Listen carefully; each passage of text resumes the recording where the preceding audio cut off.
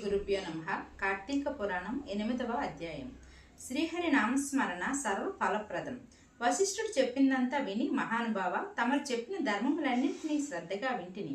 అందు ధర్మము బహు సూక్ష్మనియు పుణ్యం సులభంగా కలుగుననియు, అది నదీ స్నానము, దీపదానము, ఫలదానము, అన్నదానము, వస్త్రదానము వలన కలుగునని చెప్పిద్రి. ఇట్టి స్వల్ప ధర్మం చేతనే మోక్షం లభిస్తుండగా వేదోక్తంగా యజ్ఞ యాగాదులు చేసిన గాని పాపం పోవని మీ వంటి మునిశ్రేష్ఠులే చెప్పుచుందరు కదా. మరి తమరి ఇది సూక్ష్మంలో మోక్షంగా కనబరిచినందుకు నాకు అమితాచర్యం కలుగుచున్నది. దుర్మార్గులు కొందరు సదాచారమును పాటింపక వర్ణశంకరులే రౌరవాది నరకేతువులను మహాపాపములను చేయువారు ఇంత తేలిగ్గా మోక్షం పొందుట వజ్రపు కొండను గోటుతో పెకిలించుట వంటిది. కావున దీని మర్మమును విడమర్చి విపులీకరించని ప్రార్థిస్తున్నాను అని కోరెను. అంతటా వశిష్ఠుల వారు చిరునవ్వు నవ్వి, జనక మహారాజా, నీవు వేసిన ప్రశ్న సహేతుకమైనదే. నేను వేదాంగములను కూడా పఠించితిని. వానిలో కూడా సూక్ష్మ మార్గములున్నవి. అవి ఏమనగా సాత్విక, రాజస, తామసములు అను ధర్మములు 3 రకములు. సాత్వికం అనగా దేశకాల పాత్రను 3గా సమకూడని సమయమున సత్వమను గుణము జనించి ఫలమంతియు పరమేశ్వరార్పితం కావించి మనోవాక్కాయ కర్మలచే ననర్చినది ధర్మము. ఆ ధర్మమందు ఎంతయో ఆధిక్యత కలదు. సాత్విక ధర్మము సమస్త పాపములను నాశనమునర్చి పవిత్రులు చేసి దేవలోక భూలోక సుఖములను చేకూర్చును. ఉదాహరణగా తామ్రపర్ణి నది సముద్రమున కలియు తావునందున స్వాతికర్తిలో ముత్యం చిప్పలో వర్షబిందు పడి దగదగా మెరిసి ముత్యము అగునట్లుగా సాత్విక వహించిన సాత్విక ధర్మము ఆచరించను. గంగా, యమున, గోదావరి, కృష్ణా నదులు, పుష్కరాలు మొదలగు పుణ్యకాలము యందు దేవాలయమందు వేదములు పఠించి సదాచారుడై కుటుంబీకుడై బ్రాహ్మణునకు ఎంత స్వల్ప దానం చేస్తును, లేక ఆ నదీ తీరమందున్న దేవాలయంలో జపతపాదలు అనరించను విశేషమైన ఫలం పొందగలరు. రాజస ధర్మనగా ఫలాపేక్ష కలిగి శాస్త్రోక్త విధులను విడిచి చేసిన ధర్మం. ఆ ధర్మము పునర్జన్మ హేతువై కష్ట సుఖాలను కలిగించున్నదిగా అవును. తామస ధర్మం అనగా శాస్త్రోక్త విధులకు విడిచి దేశకాల పాత్రలు సమకూడని సమయమున డాంబిక చరణార్థములు చేయు ధర్మం. ఆ ధర్మం ఫలం నీయదు. దేశకాల పాత్రములు సమకూడినప్పుడు తెలిసిన గాని తెలియక గాని ఏ స్వల్ప ధర్మం చేసినో గొప్ప ఫలం ఇచ్చును. అది అనగా పెద్ద కట్టెల కొట్టను చిన్న అగ్నికర్మలతో భస్మగునట్లు శ్రీమన్నారాయణ నామము తెలిసి గాని తెలియక గాని ఉచ్చరించిన వారికి సకల పాపములు పోయి ముక్తునందురు. దానికి ఒక ఇతిహాసం కలదు. ఆజామిలుని కథ.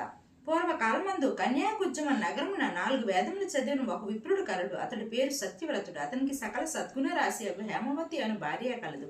ఆ దంపతులు అన్యోన్యంగా అపూర్వ దంపతులని పేరు పడేది. వారికి చాలా కారణములకు లేక లేక ఒక కుమారుడు జన్మించును. ఆ బాలుని అతి గారాభంగా పెంచు ఆజామిలుడని నామకరణం చేసిరి. ఆ బాలుడు దినదిన ప్రవర్ధన మావుడి చేత అతి గారాభం వలన పెద్దలను కూడా నిర్లక్ష్యం చూస్తూ దుష్ట సహవాసములు చేస్తూ విద్యను అభ్యసించక బ్రాహ్మణ ధర్మమును పాటించక సంచరిస్తుండును. ఈ విధంగా నుండగా కొంతకాలం నాకు ఇంటికి రాకుండా తల్లిదండ్రులకు మరిచి వెంటనే తిరుగుతుండును. అతి గారాభం ఎట్లు పరిణమించిందో వింటివా రాజా? తమ బిడ్డలపై ఎంత అనురాగమునను పైకి తెలియపరచక చిన్ననాటి నుండి అదుపు ఆజ్ఞల్లో నుంచకపోయిన ఎల్ల ఈ విధంగా జరుగును. కావున ఆజామిలుడు కులభ్రష్టుడు కాక వాని బంధువులు అతన్ని విడిచిపెట్టిరు. అందుకు ఆజామిలుడు వేట పక్షులను జంతువులను చంపుతూ కిరాత వృత్తిలో జీవిస్తుండును. ఒకరోజు చెట్టెక్కి తేనెపట్టు తీయబోగా కొమ్మ విరిగి కింద పడి చనిపోయాను. ఆజామిలుడు తర్వాత ఆమెకి దహనం చేసి ఇంటికి వచ్చెను.